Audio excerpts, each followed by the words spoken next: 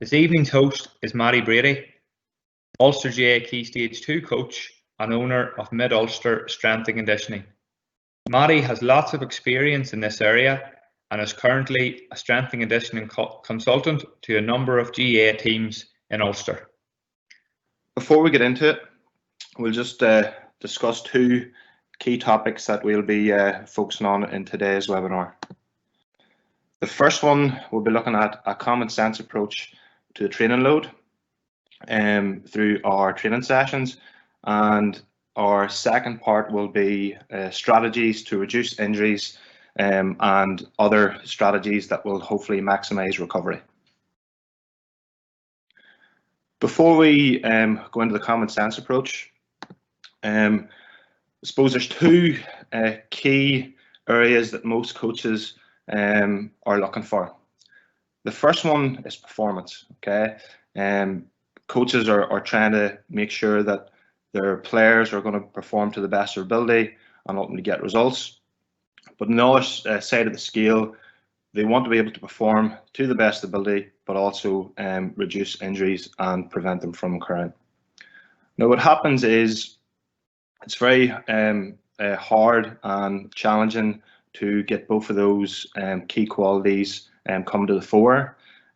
For one, if you are purely focused on injury prevention, one of the things then would be in reducing training load.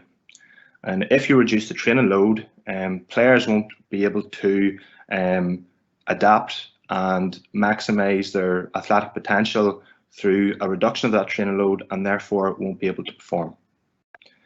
On the flip side of that is if you are leaning way towards the performance spectrum and moving in with high training loads and constantly gearing towards performance, that also has a undoubtedly bad effect to injury risk.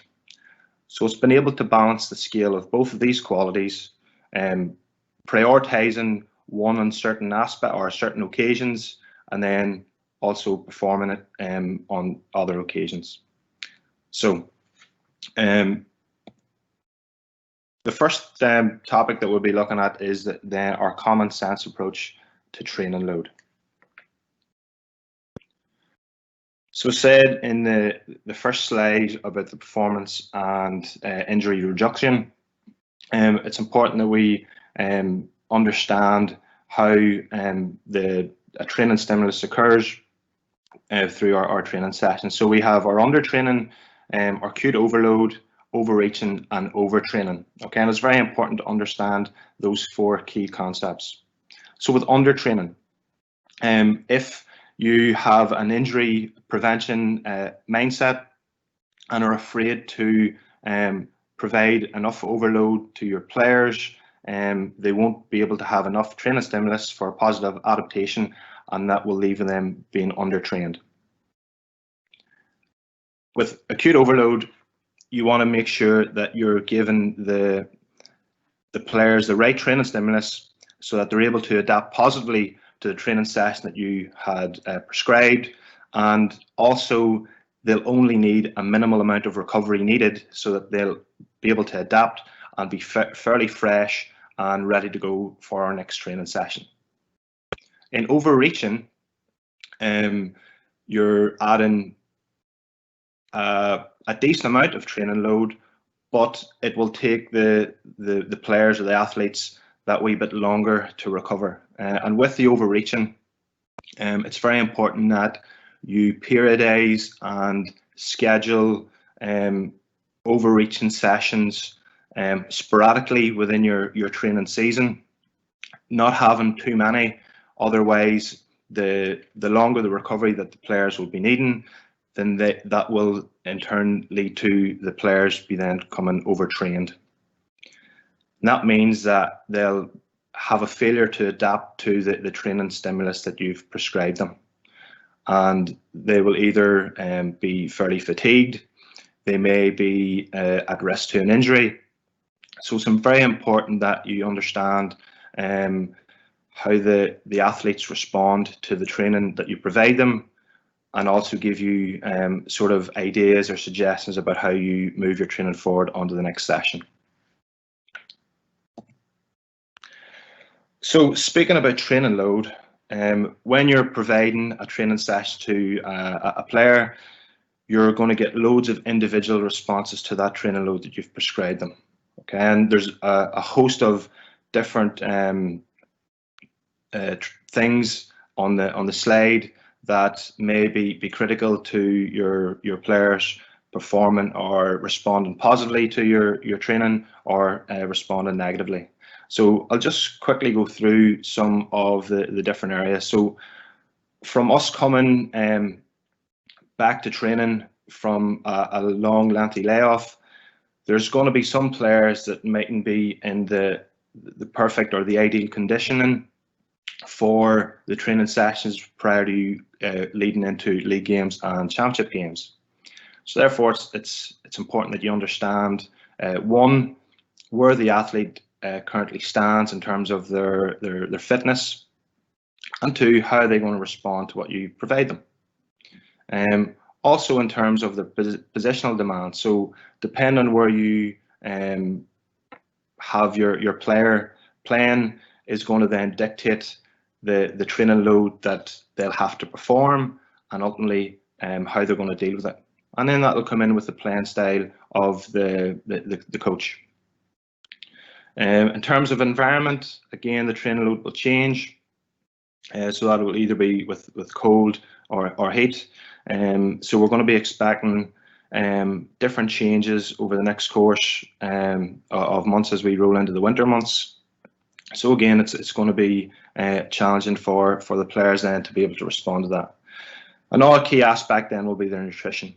So how they're timing their calories as they eat, and the energy demands that the nutrition is going to have on it. Ideally, how much alcohol that the players may be taking, especially for those that are over 18, and how that will affect the training load. You also have it from a stress level, the social aspect. So any of their relationships, their friends and family, okay, coaches, and in social media. So again, the stress from a mental point of view will also have an effect on the training load. Then you have the phase of the season. You have the type of recovery that the players perform, and we'll be discussing recovery later on in this evening's webinar. Lastly, you have the injury history, so it's important that you understand from an injury history point of view where they lie and how they're going to be able to deal with what you prescribe them. You also have the age of the athlete and how healthy they are.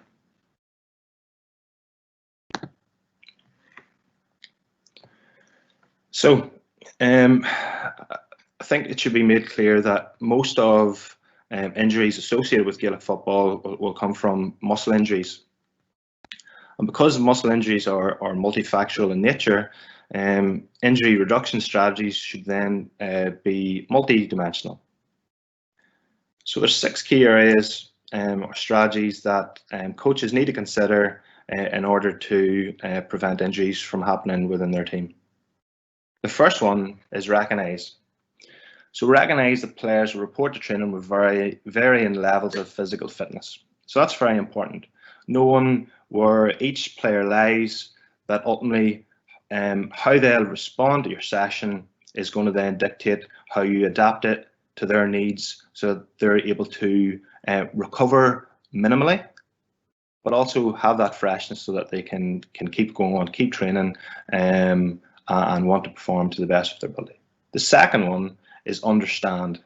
So understand that older players, those with significant injury history and those returning from injury, may require more time to recover from training demands. So what I'm trying to say is those coming back from injury, you need to be able to gradually increase their load or gradually bring them back into the training sessions. If they're feeling sore, only have them take part in some of the training session, because ultimately what you want to be having is players feeling fresh, wanting to be able to train and being able to take part in the full training session without feeling sore. The third one is plan. So planning gradual increases in duration and the intensity of practice to avoid any acute spikes in training load, which may reduce the injury risk. And this is very important, especially when we've been coming back from 3 months off of any team structure training, in that some coaches' idea would be to try and get into training as quickly as possible, put loads of training load onto them because they only have a small window to prepare for championship or prepare for league. But when knowing the fact that the players mightn't have been in a conditioned state to be able to deal with the intensity that they would have possibly done in March, okay, will lead to injuries and therefore reduce the playing numbers that you have leading into championship and league. So it's very important that you gradually increase that duration and intensity. Following on from that, the fourth one is vary. Okay, so vary the duration and the intensity of the exercise during competition to allow for adaptation.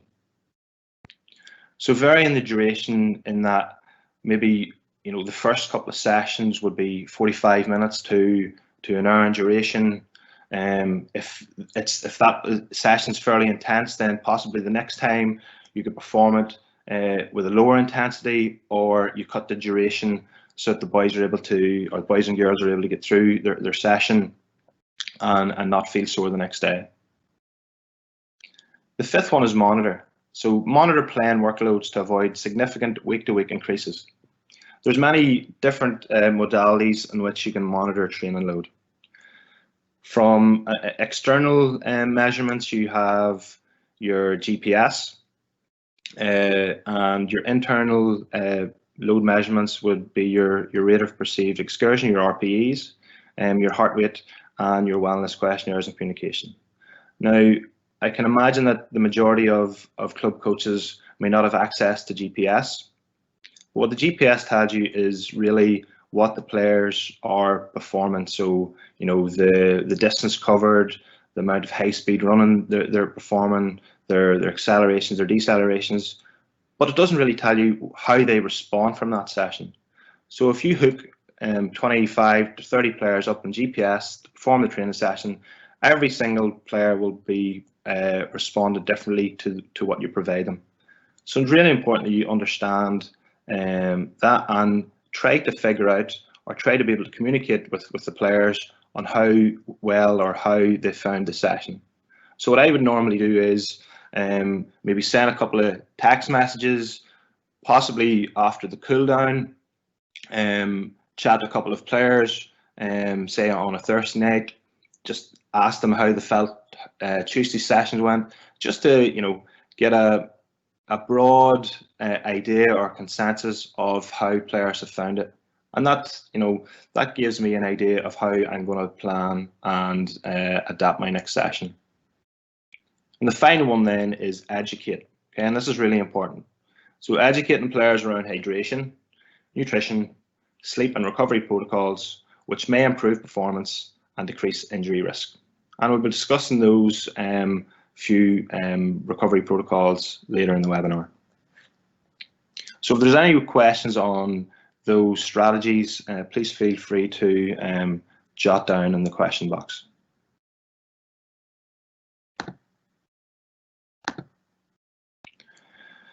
So there's other training considerations for the coach or manager. The first one is control key training progressions. So the majority of teams have now gone onto the pitch this last month, and you need to be able to control your speed and the conditioning sessions gradually so that they don't overtrain and they don't be susceptible to injury. So what I mean by that is, from a speed point of view, start off from a smaller or shorter duration. So going from 10 meters in week 1, going from 20 or 15 in week 2, 30 week 3, and so on. So you're just gradually increasing the intensity of the session on a week-to-week basis. And that will be the same with conditioning.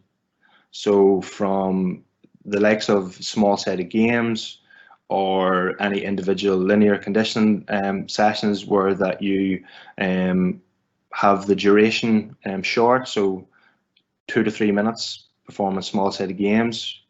Give them a longer rest, and then repeat that. And then as the weeks progress, you're adding more to the conditioning game or the conditioning session, and then you're shortening the recovery. The next one then is prioritizing the intensity of the session. So whenever I'm setting up a session, I know that players won't be able to perform at 100% of their intensity through every single training drill or conditioning game that you prescribe them. So it's been able to prioritize which one do you want to get the most intensity out of. So, getting the players to understand that you're building gradually up to, a small-sided game or 11v11 or 13v13, that you're telling them, right, let's hold off in this handling drill or kick passing drill, because we want to have you fresh and ready to go, and make sure that the level of intensity is high when we're going to this one.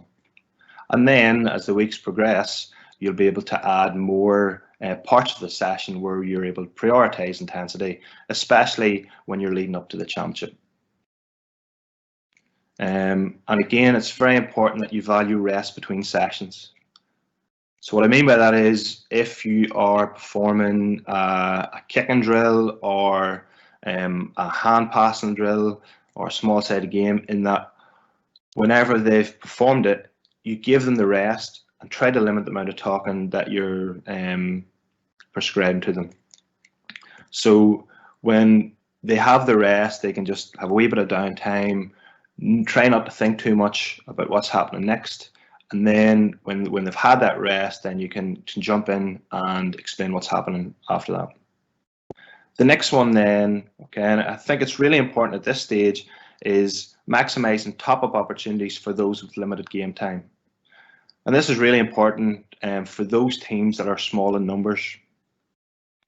So with games coming thick and fast, there's going to be times where players in the sub-bench, players coming back with injury, aren't going to have that opportunity of training with a level of volume and intensity as opposed to the other players that are regularly playing on your first 15. So it's important that you either perform top-ups after the session or after the game, and that could be repeated sprints.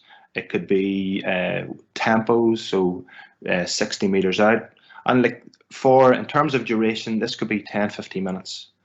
But I think it's important that you say to the players that because you haven't been training to the level of intent and intensity that the other players have, they need to be at that level. So, for example, if one of your starters get injured and you're bringing one of your subs on, they will be able to cope with the demands once they're brought into the competition.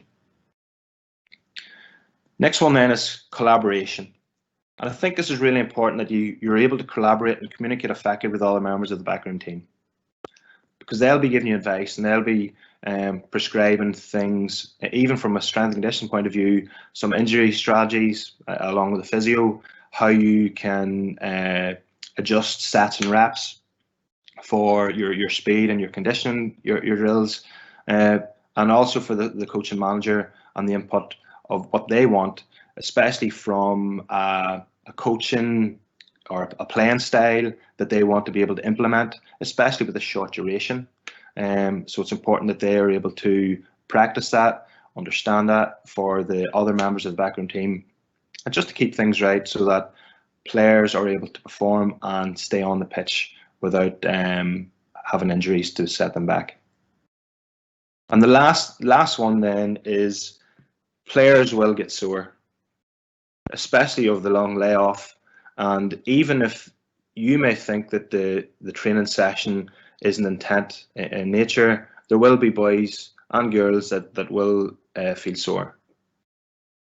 So my rule of thumb in terms of soreness and pain is that if players are performing on a Tuesday night and they feel a wee bit sore on the next day, so that's one day, and they feel okay on the Thursday, then that is a form of overreaching, in that the training session was challenging for them.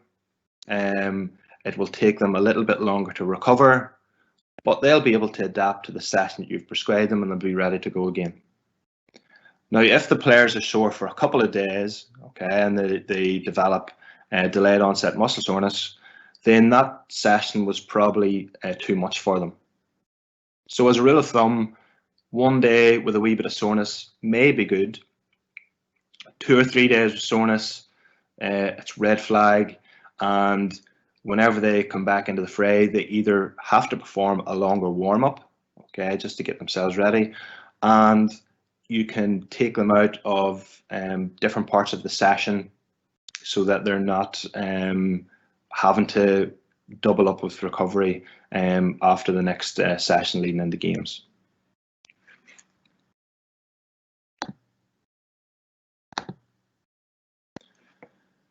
So now that we talked about our training load, the next thing that we'll be discussing is different strategies in which we can reduce injury and maximize recovery.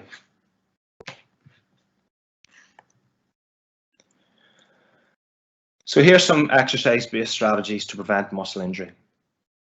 There was a paper I had recently read in relation to 18 different professional clubs in football, from the Bundesliga, the Premier League, and they had they done a survey on which exercises that they felt was the most effective from an injury prevention standpoint.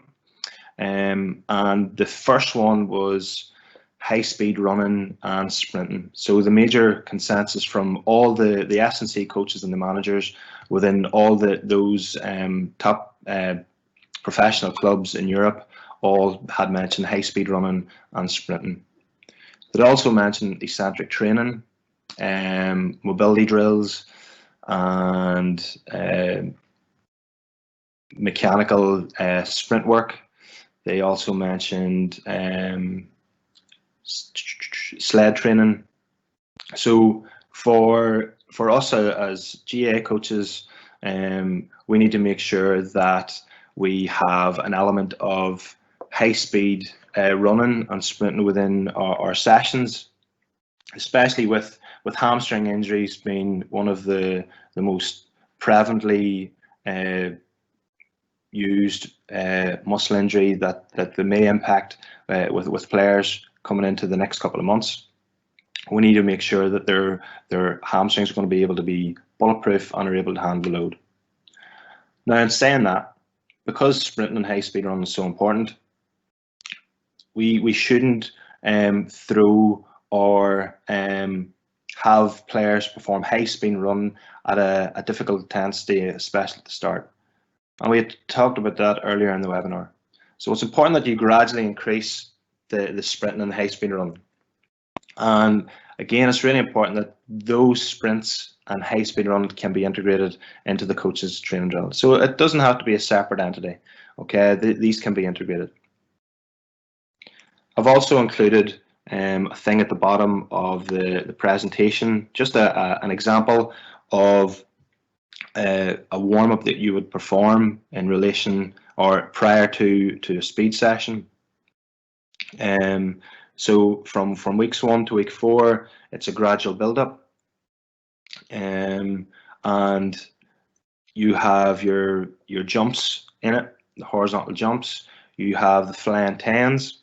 So the flying tens, okay, looking at a difference between a gradual build-up in speed and pure acceleration. So that's, you know, going from 0 to 10, 0 to 15.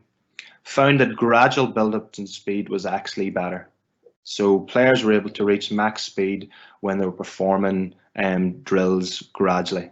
So flying 10, for example, would be you set 2 cones out from the end line to 10 meters or 10 meters 13, and then have another cone 10 meters out. So they're gradually building up the speed to the first cone, and then they're going at a maximum intent, flat out speed then for the next 10. So you could do that for week 1. Then on week 2, you can set the cones to flying 15s where they're performing max sprint. Now max sprint is at 100%. You could do that for 15 meters. Then week 3, 20. Week 4, 30, and so on and so forth. So you're gradually building them up so that they're able to tolerate the speed. Now with the speed, you also have different injury prevention warm-ups that you can include within your sessions to prevent injury. And because the most of injuries associated with Gaelic football are from a lower limb, it's important that we introduce drills that will have vertical, so that's jumping up straight or jumping horizontally, jumping in front or to the side. You have different types of mobility drills. You've got core stability, and you also have single and double leg strength. And the majority of these exercises can be seen through the active GAA warm-up and the GAA 15 warm-ups. Okay, so browse on the internet, browse on the Ulster GAA website, and they should be able to have that activate GAA warm-up there. From a high speed run and sprinting point of view, okay, in terms of regular starters, the most appropriate day to perform this type of activity is 3 days out from match day. So if you're playing a game on a Sunday, okay, you're taking it back and performing 3 days before that.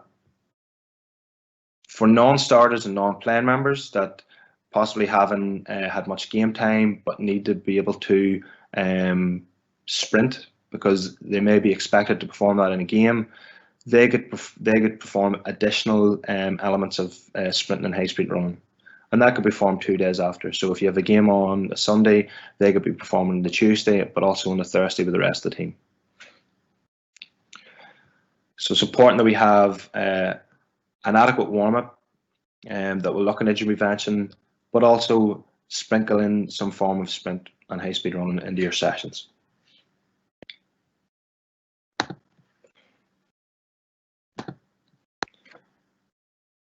So our next slide is looking at different recovery protocols. So I came across a meta-analysis, okay, and what a meta-analysis is a handful of studies. So there's 228 studies spanning across a 40 to 50 year period, and it wanted to look at the impact of different recovery techniques on delayed onset muscle soreness, fatigue, muscle damage, and inflammation. And the general consensus of the majority of all those studies had indicated that sports massage seems to be the most effective method for reducing muscle soreness and perceived fatigue. And fatigue can be effectively managed using compression techniques such as compression garments, massage, and water immersion. So the little photo on the right-hand part of the screen is looking at muscle damage and inflammation. So if you look at the creatine kinase, so that indicates muscle damage, okay, after training sessions or games. And you see you've got active recovery, stretching, massage, stretching, compression garments, etc., etc. On the bottom, you have a negative effect and a positive effect. So the little circle on the negative effect side, from a muscle damage point of view, you can see that stretching has a negative effect on muscle damage. Therefore, it may take a wee bit longer for that damage to be reduced and for players feeling fresh. Muscle damage will come to the fore initially straight after the training sessions or games. You have sports massage that has a positive effect. You have contrast water therapy, whether that be from hot and cold, and also the compression garments. So as we talk in a couple of the slides further, we'll kind of highlight why stretching has a negative effect and why stretching shouldn't be performed straight after sessions.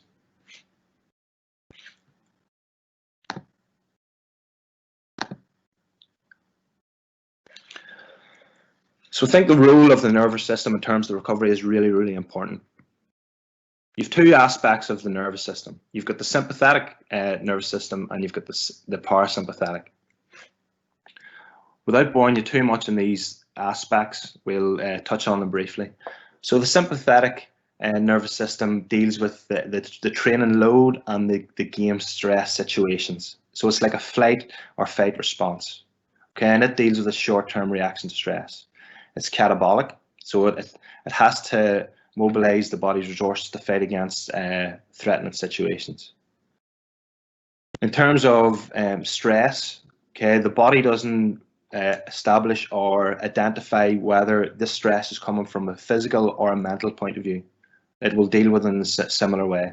So that physical could come from your training or games, but it can also come from, from the mental side. So either work-related issues, family relationships, etc. So a few of the things that you would try to perform to allow reductions of the sympathetic system taking its course would be to reduce the training volume and intensity of your sessions. If the players are highly stressed, then the likes of intensive deep tissue therapy such as sports massage, they should be performing that. You have the likes of cryotherapy, contrast therapy, so hot and cold, and then active recovery.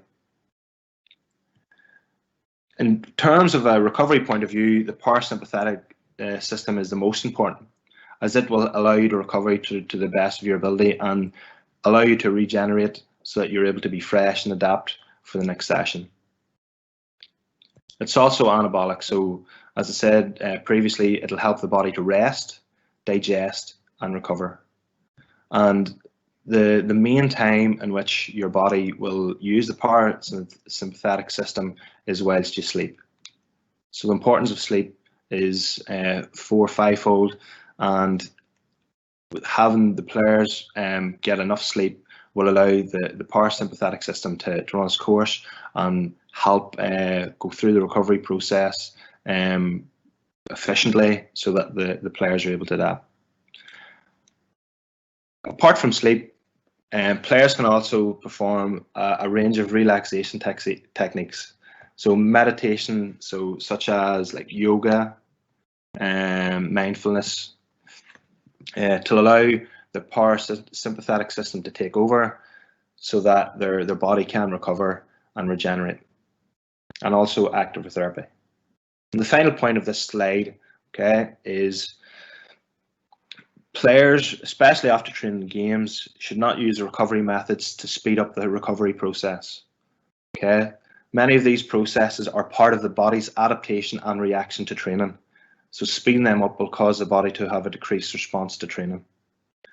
And as we talked about at the start of the webinar, recovery strategies should only be used to prevent overtraining. So as we move on to the next slide, we're going to talk about some of the recovery strategies. So I'm sure the majority of those in attendance will have used or will have told the players to use foam rollers, mini bands, lacrosse balls or slithers to allow them to recover. Now, it's really important to know that how these techniques make you feel will ultimately dictate how well you move and respond to afterwards. It's because the nervous system is the commander of muscles. So from the brain, the spinal cord goes down, it sends signal to the muscles and they move. Because the central nervous system has a range of sensory, conscious, subconscious, and cognitive and emotional processes, it all affects the way in which you move. So if you're feeling relaxed, and if you feel that the foam rollers or the lacrosse balls or slithers actually make you feel better and you believe that they will improve you, then it will ultimately change the way in which you move. And as a result of that, you'll be able to be a lot more mobile, you'll feel a lot more fresh, and you'll be able to adapt and recover using that protocol.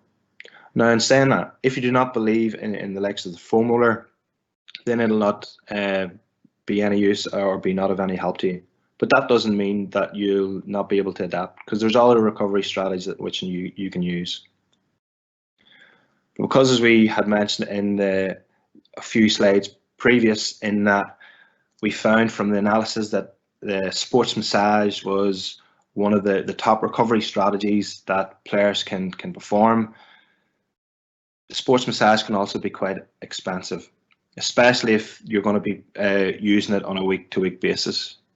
So for the likes of the foam roller, it's like a per man's or per woman's massage tool. So it kind of performs the same movements as you would in a sports massage. In sports massage, it'll help you feel relaxed. Therefore, the parasympathetic nervous system will take over, and that will help you recover a lot better. So if you feel that you'll be more relaxed before using those protocols, I would encourage you to use them. And if not, you can look at other ones.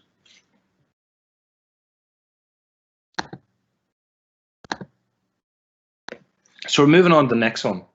And the next one is sleep.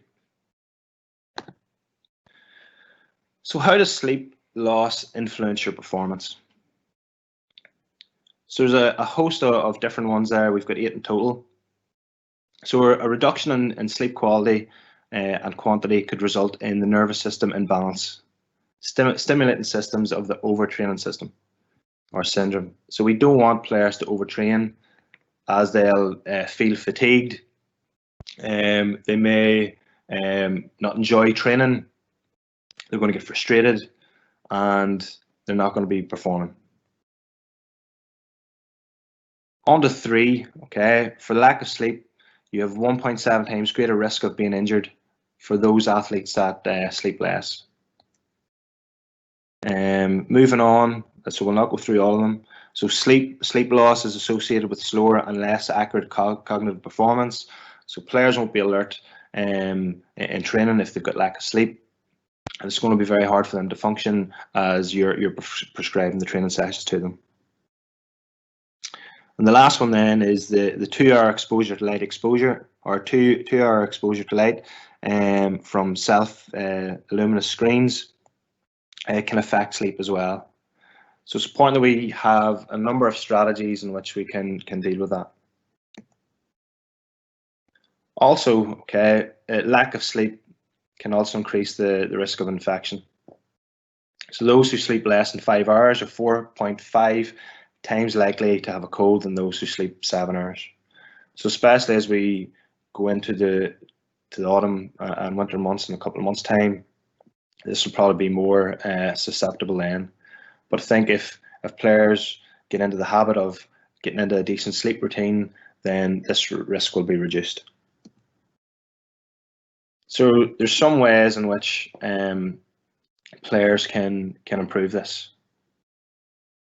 There's 82% of athletes report problems falling asleep before a competition. Now that could come down with anxiety, thinking of different scenarios going through their head, which may have them feeling stressed. And as we talked about before, from a nervous system point of view, it's good to be stressed, but it won't be able to allow you to recover, and you won't be relaxed to get into that sleep state. There's also 59% of team sport athletes reported having no strategy to overcome poor sleep. So a couple of them strategies would be stay out of your head. So, constantly overthinking things. You're going to be agitated. You're not going to be very relaxed. It's going to be very hard then for you to fall into deep sleep. So with number 2 then is make relaxation your goal and not sleep. So if the player is in a relaxed state, so they could perform relaxation techniques, they could do deep breathing, meditation, just calm down, relax. That will help them get into a better night's sleep. And then you also have keeping the room quiet and avoid sources of bright light. And then the last one then, the last guide in terms of sleep would be power nap. Now power naps would probably be more applicable to those that aren't getting enough sleep during the night, but also if players are having a high training load. With power naps will help to reduce stress after short night sleep, and it's an easy way to get some relaxation. So those players that would be highly stressed, don't get much sleep, 15-20 minutes just to get a wee bit of downtime can be fairly effective.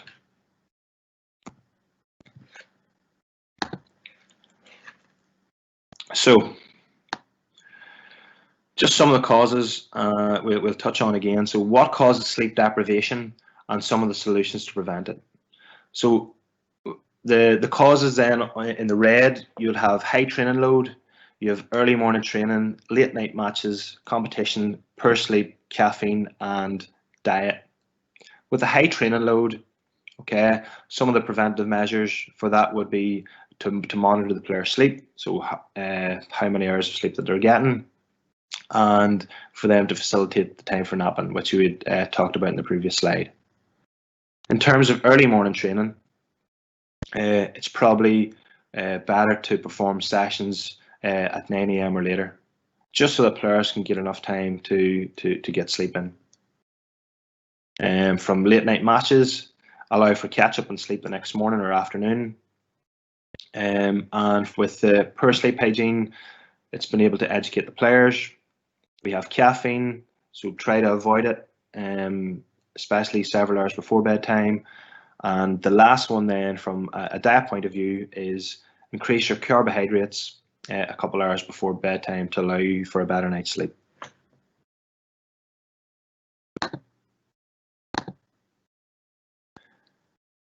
So in terms of nutrition, I put a little document together and posted up on social media. It's with regards to nutritional strategies for optimal performance.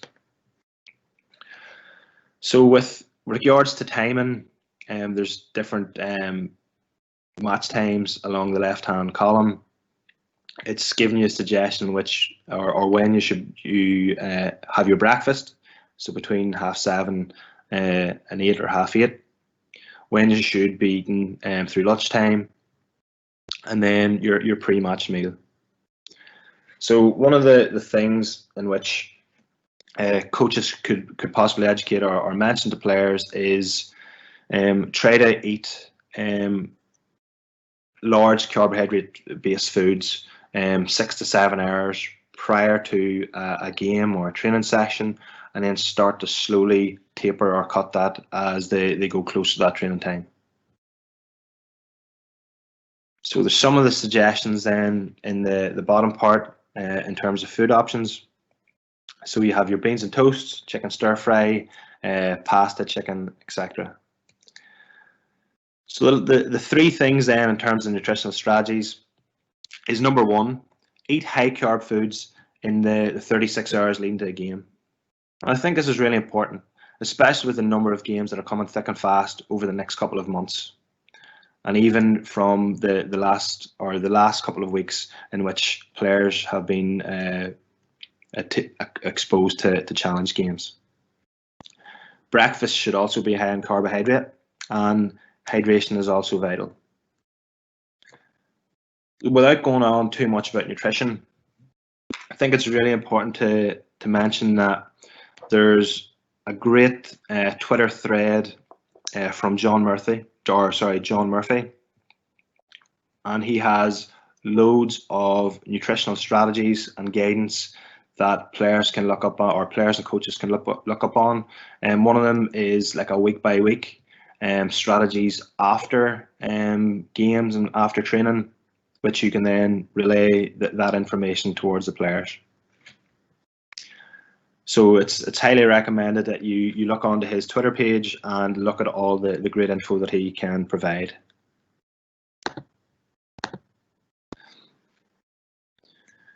So in relation to recovery methods timeline, okay, so as we talked about before in relation to stretching, after game time or after training sessions, the first thing the players should really be doing is getting themselves rehydrated again.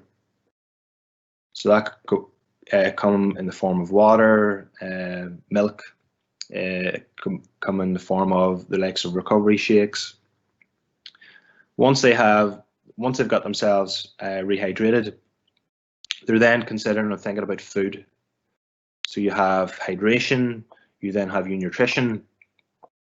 If players are feeling sore, tired, because stretching has a negative effect on muscle damage and the improvement of muscle damage, it's probably a lot more applicable that players use massage, or they do compression garments or foam rolling, or some form of massage after training and games. Then once they've had a good night's sleep, then the next day they can think about other recovery strategies. So that could be in the form of stretching, it could be in the form of yoga, sports massage, they could do active recovery. So active recovery in the form of cycling, swimming, bit of running. If they are having loads of training sessions and games that are preferably heavy on their legs, in terms of running, then it's probably more better to perform active recovery either on like a rower, bike, or a swim, where they're taking that training load from the legs and not causing too much damage to them. Active recovery then could come in the form of mobilization and dynamic stretching. I think too, in terms of the nervous system, and we already discussed on this, is the best way in which you can recover is if you're in a relaxed state. So when you're in a relaxed state, you want to be able to be spending time with your family, spending time with your friends, being sociable, so that whenever you're in that relaxed state, then that nervous system part of the brain, the parasympathetic, can take over and allow you to recover and allow your body to adapt. And you have them other strategies such as the massage and stretching that will allow you to do that also.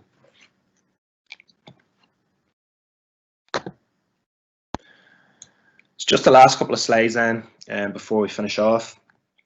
I'm sure most coaches have seen this before. It's a 100-point recovery system, and the majority of these are available online. But I think it's a really simple tool to have and to show the players about trying to make sure that recovery is really, really important, especially over the next couple of months, and that they take things seriously so that they can be fresh and play to the best of their ability. So the non-negotiables and the essential, okay, should be sleep, should be nutrition, and should be hydration. So once they are able to look after those three qualities, then they can tally up the points from other methods. So you have your 50-point methods, which is your sports or Swedish body massage. You've got your nap. Then you go further down the line where your 30 points, where you have your yoga session, wear compression garments, stretch, self-mobilization, and active recovery. And then you have your hot tub and ice bath, etc. I think from a personal point of view, and even relaying my suggestions to players, is you want to get yourself in a relaxed state to allow the body to adapt. So if a player wants to go into a hot tub because they feel a lot more relaxed, that's probably a lot more favourable to players as opposed to going into a dreaded ice bath. Again, everybody has their preference, but if you can get yourself relaxed, then you'll be able to get your body recovered fairly sufficiently.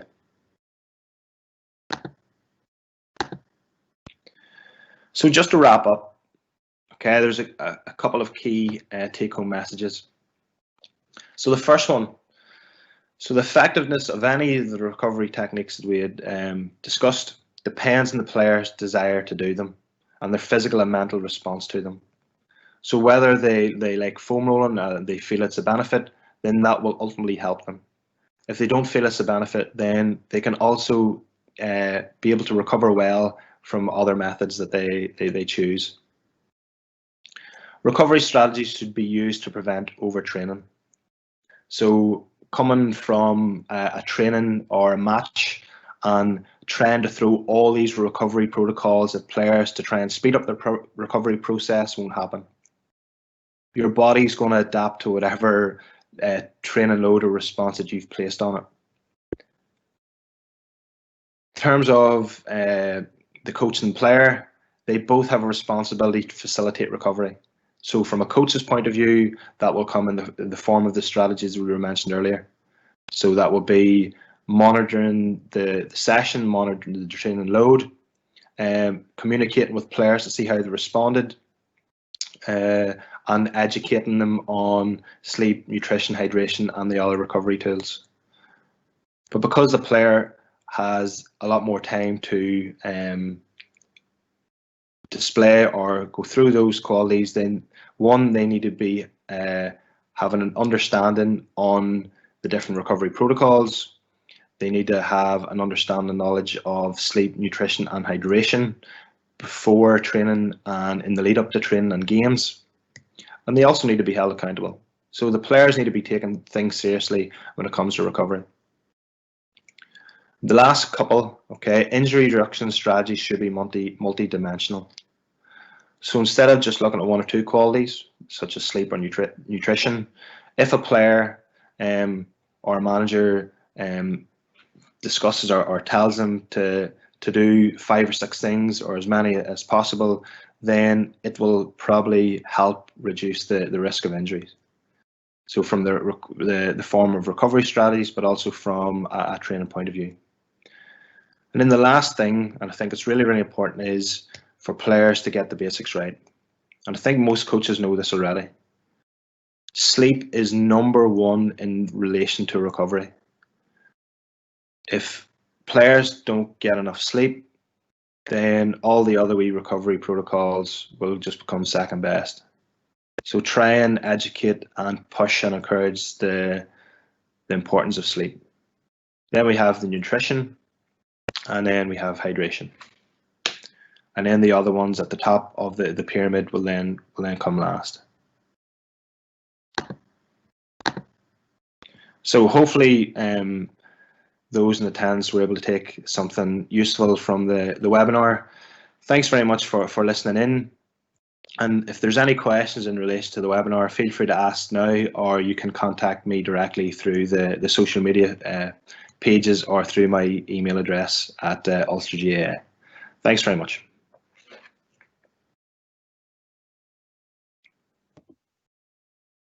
Thanks, Mattie. That was excellent. I'm sure everyone online would agree that there's a lot of points that we all can take away there and hopefully implement with any teams that we're working with. There's a couple of questions that come in, Mattie.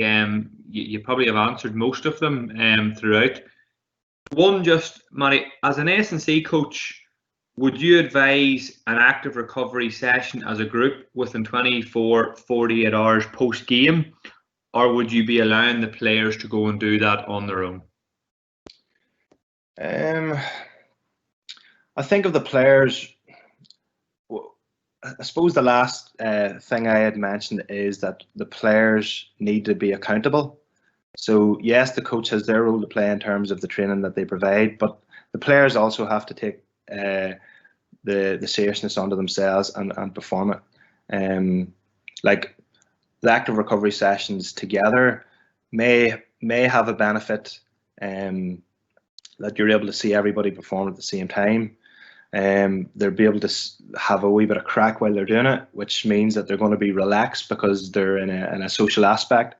So that has its positives, but getting players out to perform an active recovery session in the week mightn't be applicable to that team. It just depends on the manager and what they want to do, but it's either or. You can like, personally, I'm doing recovery sessions for a couple of teams, and they enjoy it. Get a wee bit of crack at the end, get a chat, and they're learning new recovery stretches or mobility exercises as they go through it. So it's not the same laborious exercise each time. So one, they'll learn it, and then they can also do those active recovery sessions in their own time when they want to. Yeah, that's great. Thanks, Mattie. Just when you say you're currently taking recovery sessions for teams, what type of stuff would you be practicing throughout them sessions in terms of recovery, Mattie? So, when I'm performing them, either at the pitch or online, it'd be a mixture of mobility dynamic type stretches, but also static. But I would try to encourage that they're breathing through the stretches, similar to what you would see in a typical yoga session. So when players are breathing and relaxing through the stretches, then they'll be able to go through a new range, and it'll also help them push and allow for a better recovery. The type of mobility stretch that I would prescribe would be probably mainly lower limb in nature, due to the fact that most muscle injuries are coming from the lower limb. So I'd go from the glutes all the way through to the calves. Also have it open to players that, wherever they're feeling sore tight, perform different stretches that will allow them to do that.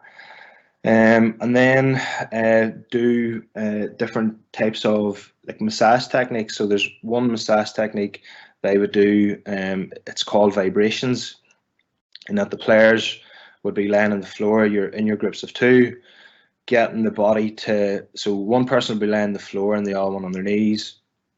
And they'll hold the bottom of their ankle, making sure that that player on the floor is nice and relaxed, and then they just vibrate or shake the leg so that it kind of loosens the muscle tone. So you're going to get a wee bit of laughter from the players that do that, but if you do the lower limbs and you do the arms, the majority of them kind of get up from the floor and feel fairly loose, and they feel that they've enjoyed it. So I've kept that in as part of an active recovery session. It's even after really tough sessions or prior to big games coming up. Okay, excellent, Mattie. Thank you very much again, and another couple of things here that I'm sure we can all take away and start to implement. So, Mattie, listen, that's all the questions that have come in. I'm sure everyone, as I just repeat myself, everyone has probably really enjoyed that, and hopefully we've all taken a few key points away that we can start to implement. In the coming days, we will email out Mattie's presentation, and we'll email out a recording of the webinar. So thank you very much. Keep an eye on our social media channels, and we'll be in touch in the coming days with the webinars that are coming up in the next couple of weeks. Thank you. Thanks, guys.